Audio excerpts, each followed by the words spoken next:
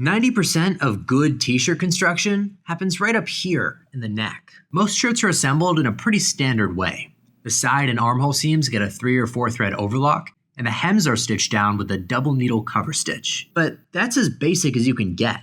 If a manufacturer is going to cut costs, there's the most room to compromise up here. The simplest way you can make a neckline is to overlock the shoulder seams and then throw on the collar with that same technique. That's the bare minimum, with the least thread, the fewest machines, and minimal labor. But that leaves this high-stress area the least protected from deformation and wear. So the next step up is right here, self-tape. Sewing a strip of fabric along that back neckline and hopefully the shoulder seams gives structure and stability to those areas. This is usually done with that same stretchy fabric used to make the rest of the t-shirt. Or, if you're extra fancy, you might see a line of this diagonal twill tape instead. The twill stretches out way less, and it's nice because it's woven to this specific width, so you don't have to fold in the edges.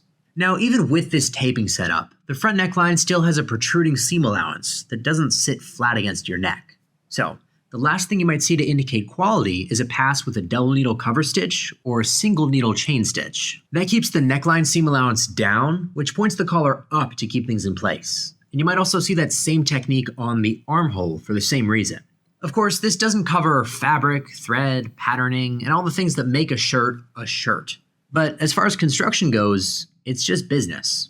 Each pass under a new machine gives a little added benefit that brands weigh against price and what they can get away with. Thank you for watching, and have a good day.